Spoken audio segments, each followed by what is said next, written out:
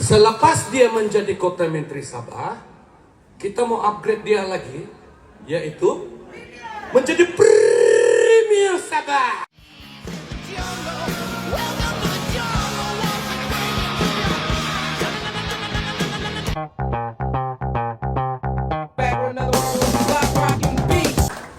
Tanah Sabah ini bukan miskin ya. Tanah Sabah ini bukan lemah. Tanah Sabah jadi begini sebab terlalu lama ditindas, ditekan dan diganggu oleh kuasa Malaya yang tidak pernah hormat hak Sabah dalam Malaysia. Hari ini saya mau kita semua tengok terus dalam mata realiti ya. Apa sebenar keburukan Malaya terhadap Sabah? Dan kenapa orang Sabah mesti bangkit sekarang juga? Pertama, hak keuangan Sabah paling besar yaitu 40% hasil bersih yang memang termaktub dalam ME 63 sudah 10 tahun tidak kena kasih balik. Itu bukan duit kecil ya. Ini bilion ringgit yang patut membangunkan tanah Sabah. Tapi diorang tapuk, tahan, dan bagi alasan macam-macam mau kaji. Sampai 60 tahun lebih memang kaji. Melampau betul kan? 60 tahun Sabah hidup dengan proyek sangkut, air putus, jalan berlubang-lubang macam di bulan. Yang bikin panas, Malaya suka masuk campur politik Sabah sampai Sabah jadi hancur ya. Setiap kali Pati Malaya injak kaki, Sabah jadi papan catur. Sehingga Pati di Sabah ini bertaburan, tidak teratur, sehingga kerajaan Sabah rusak. Manakala mandat rakyat pula tidak dihormati. Karena keputusan Sabah bukan dibuat di Sabah, tapi di bilik mesyuarat Kuala Lumpur sambil diorang minum kopi, ketawa-ketawa di sana. Marwah politik orang Sabah pula diturunkan. Suara kita diketepikan, umpama kertas yang kena buang di tong sampah. Pati tempatan Sabah dimatikan pelan-pelan. Bila Pati Malaya berkuasa ya, pemimpin Sabah tidak boleh cakap lebih. Suara kita tentang ME 63, 40%. Hak minyak semua dibekukan di dalam icebox Putrajaya. Sabah pula hilang kuasa untuk menentukan arah sendiri. Padahal itu hak kita. Ekonomi kita di Sabah ini pula digadai sikit-sikit sampai jadi tulang. Dan Malaya pula sadap-sadap makan daging. Kita tinggal apa ini? Dorang icik-icik lagi kita nih tinggal di atas pokok. Boleh kamu bayangkankah seorang manusia yang tinggal tulang, bagayut sana di atas pokok sambil balabak dia akan ikat? Boleh kamu bayangkan begitu? Hayya. Nah, begitulah anggapan diorang kepada kita selama ini. Dan itu adalah penghinaan. Dulu 90% bisnis Sabah milik orang Sabah. Sekarang jatuh kurang 20%. Kontrak besar-besar pergi syarikat luar. Kekayaan yang dijana dalam tanah Sabah pergi balik pula di Semenanjung. Ekonomi Sabah hilang kedaulatan sebab Sabah hilang kuasa. Hasil daripada campur tangan daripada Pati Malaya. Kamu orang tengok saja itu infrastruktur Sabah. Sengaja dilambat-lambatkan. Jalan siap separuh, air kotor sampai hari ini. Satu kali buka itu pilih air, keluar warna emas. Kalau emas betul-betul baguslah. Kayak juga kita kan. Ini air kotor, elektrik pula putus-putus. Sekejap ada, sekejap tiada, dan ada yang langsung tidak ada. Padahal Negeri Sabah ini, kita nih pengeluar tenaga. Sabah selalu jadi proyek buntung, kinebuntungan.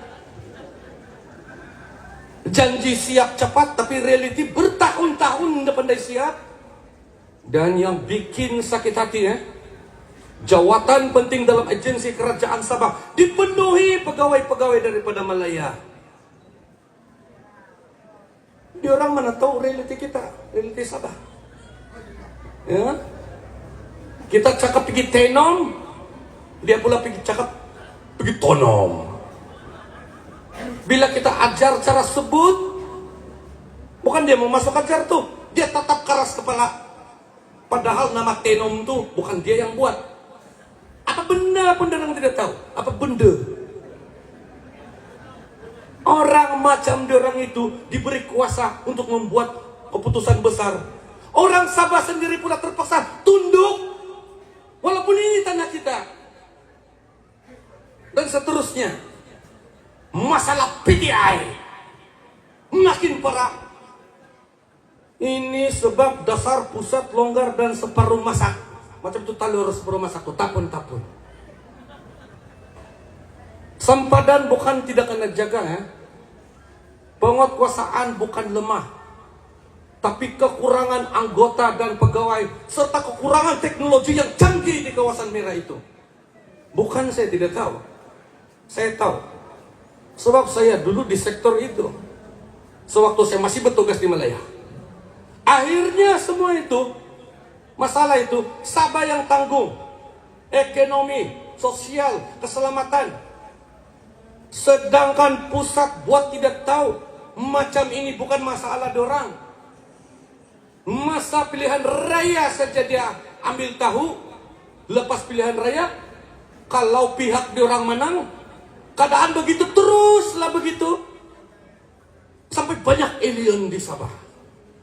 Kamu paham siapa itu alien itu kan? Malaya juga suka janji pembangunan, padahal itu cuma gula-gula saja.